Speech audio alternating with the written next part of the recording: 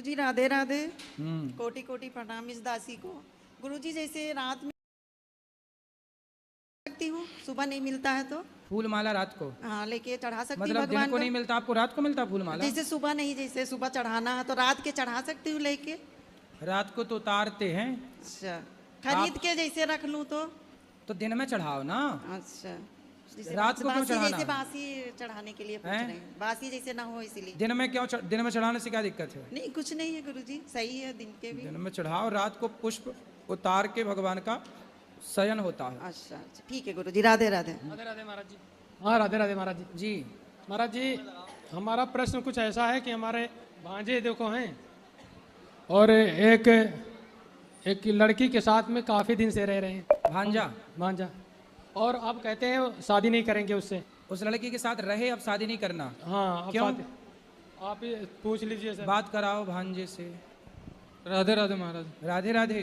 महाराज जी, हमने एक वीडियो देखी थी अंतरजातीय विवाह की, हाँ जी। तब से डर लगने लगा है महाराज।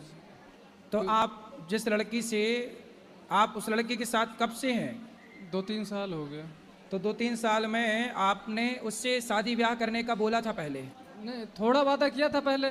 थोड़ा वादा किया? पहले वादा किया था तो वो मना कर रही थी। उसके बाद जब अब वो कह रही है तो हमने अंतरजातीय वाली वीडियो देख ली, तब से महाराज जी हम डर गए।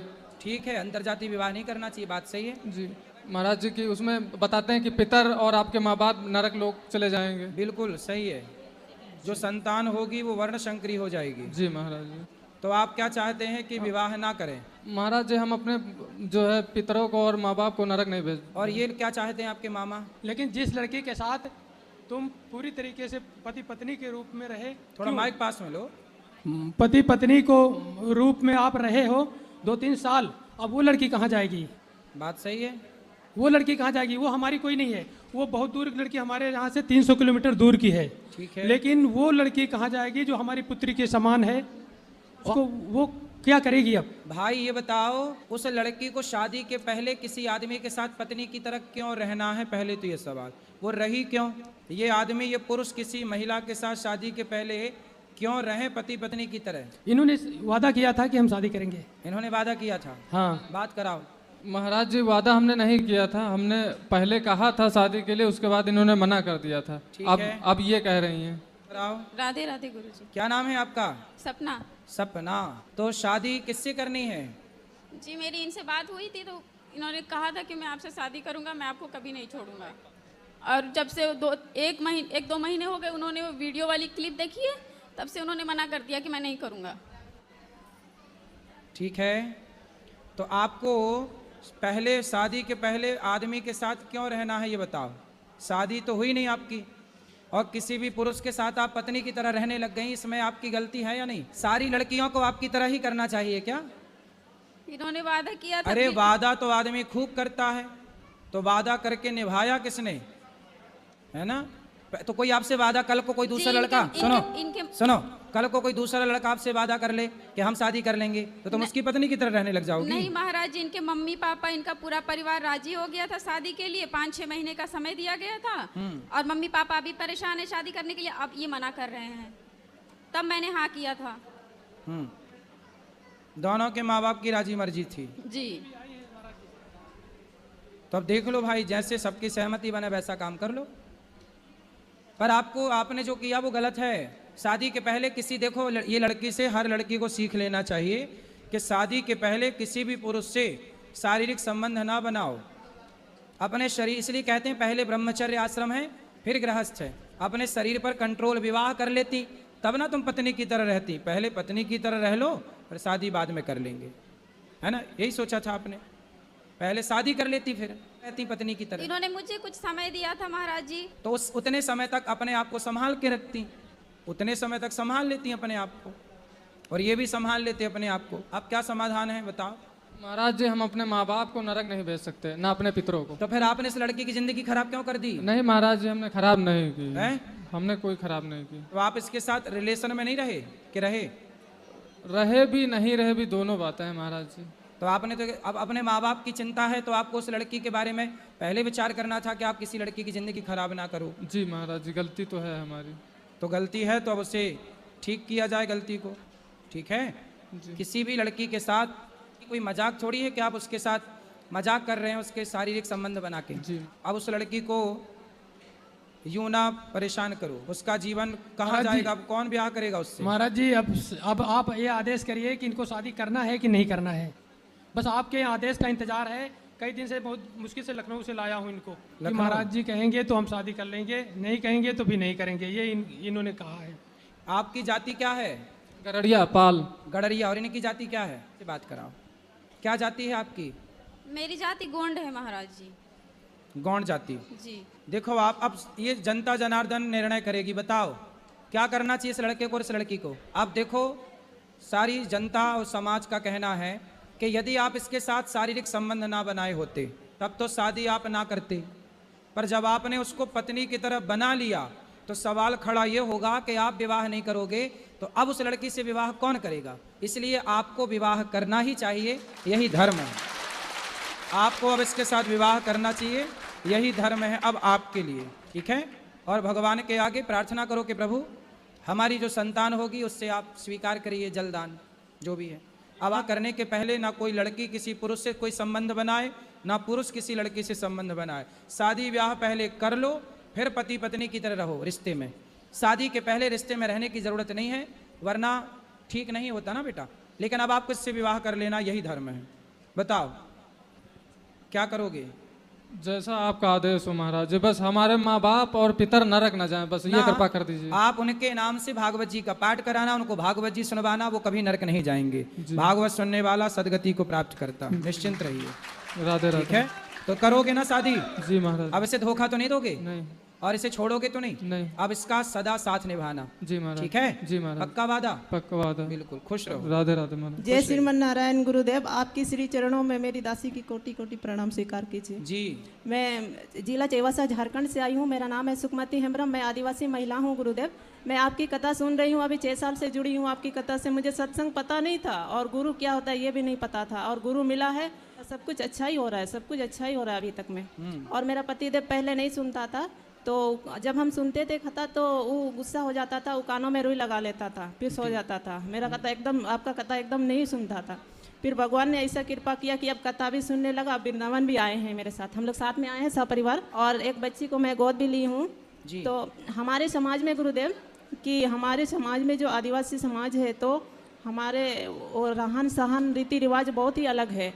तो आप कहते हैं अपना धर्म को नहीं बोलना चाहिए, तो हमारे धर्म को क्या में रहना चाहिए कि श्रीमद् भगवत कथा की धर्म को अपनाना चाहिए? अपना धर्म क्या है? देखो, सनातन धर्म ही अपना धर्म है जी। और सनातन धर्म की सारी बातें सबको माननी चाहिए, चाहे ब्राह्मण हो, क्षत्रिय हो, वैश्य हो, शूद्र हो, या कोई भी मजहब पंथ हो। कोई ना माने वो अलग विषय है, पर है सत्य यही। तो हमारे समाज में प्रकृति को मानते हैं और हिंसा का पूजा करते हैं, ना देवी देवता का ना भगवान का। जैसे श्री राम का, श्री कृष्ण का पूजा नहीं करते हमारे समाज के लोग। किसकी करते हैं? प्रकृति का, जैसे पेड़ का करते हैं, बड़े बड़े पेड़ को करते हैं। एक जगह जो इकट्ठा रहेगा, झुंड रहेगा, उस पेड़ को हम लोग पेड़ की पूजा तो अपन सब लोग करते हैं। तुलसी की पूजा, आंवले की पूजा, वटवृक्ष की पूजा, पीपल की पूजा, सब तो पूजा अपन लोग करते हैं ना सनातनी। अपन सब प्रकृति की पुजारी हैं। नदियों की पूजा, समुद्र की पूजा, सांप की पूजा, सबकी ना पूजा होती है। किसी की पूजा नहीं करते हमारे समाज की, सिर्फ वो पेड़ का ही पूजा करते हैं। और पत्थर को भी नहीं मानते, जल को भी नहीं मानते, अग्नि को भी नहीं मानते, सिर्फ पत्थर का ही पूजा करते हैं। और हिंसा का पूजा करते हैं, हिंसा करते हैं। मतलब हिंसा, किसी को मारते हैं वो? जी, हम लोग का त्यौहार आता है साल में 12 महीना में 4 त्यौहार आता है। तो चारों त्योहारों में हम लोग का माघ महीना में माघ पर्व होता है, तो बलि चढ़ता है, उसमें नाच गान होता है, ढोल नगाड़ा से सब लड़का लड़की एक ही मैदान में नाचते हैं। फिर वो संस्कार अच्छे नहीं है हमारे समाज में। तो फिर वो नाचते हैं लड़का लड़की? जी, पूरे खुलेआम नाचते हैं लड़का लड़की, ढोल नगाड़ा बाजते हैं, हिंसा का पूजा करते, किसी मुर्गा का काटना, बकरी का काटना सही मानते हैं। तो अभी हम सनातन को अपना लिया हूँ आपको गुरु बना के। तो हमारे समाज के लोग कहते हैं कौन सा धर्म जा रहा है, कौन सा धर्म में जा रहा है कि अपना धर्म को बुला दिया वो। नहीं, उनसे बोलना कि अपना ही धर्म है सनातन संस्कृति। अच्छा, आपके यहाँ जो महिलाएं हैं वो सब मांग भरती हैं कि नहीं?